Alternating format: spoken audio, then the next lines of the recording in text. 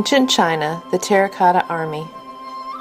The Terracotta Army is a part of a massive burial tomb built for Emperor Qin Huang, the first emperor of China. There are over 8,000 life-size statues of soldiers buried along with the emperor. Tomb for Emperor Qin. Emperor Qin wanted to live forever. He spent much of his life and resources searching for immortality and the elixir of life. He also spent a huge amount of resources building for himself the largest single tomb built to a leader in the history of the world. He felt this huge army would protect him and help him to keep his power in the afterlife. He died and was buried in 210 BC, over 2,000 years ago. The soldiers. The soldiers of the Terracotta Army are life-size statues. They average around 5 feet 11 inches tall, with some soldiers being as tall as 6 foot 7 inches. Despite there being so many statues, no two soldiers are exactly alike. There are soldiers of all ages with different ranks, facial features, and hairstyles. Some of the soldiers look calm, while others look angry and ready to fight.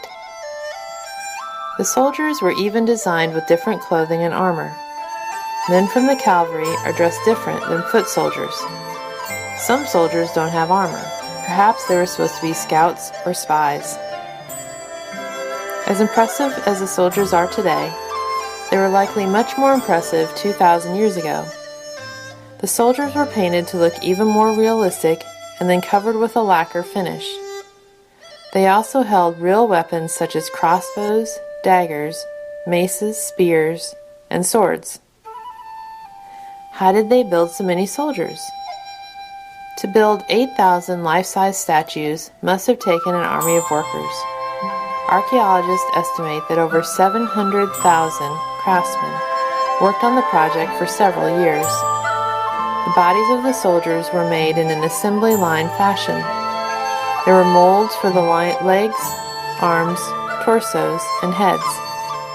These pieces were then assembled together, and custom features such as ears, mustaches, hair, and weapons were added later.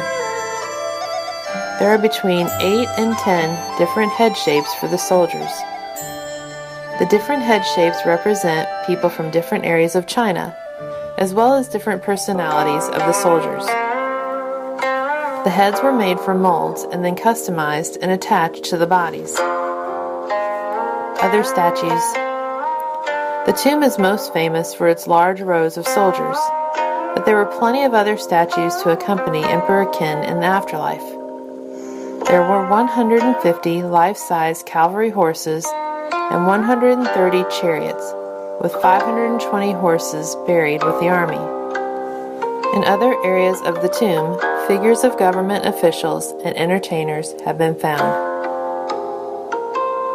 When was the army discovered? The Terracotta Army was discovered by farmers digging a well in 1974, over 2,000 years after it was covered over during a burial of Emperor Qin. The army was located about a mile from the tomb of the emperor. Interesting facts about the Terracotta Army.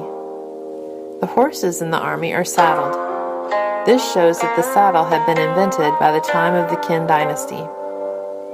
There are 4 main pits that house the army. They are around 21 feet deep. The bronze weapons of the soldiers were found in excellent condition because they were coated with a thin layer of chromium which protected them for thousands of years. Most of the statues were found broken into many pieces which archaeologists have been carefully putting back together for many years. Terracotta is a common type of hard-baked clay. Once the soldiers were shaped with wet clay, they would have been allowed to dry and then baked in a very hot oven called a kiln, so the clay would harden.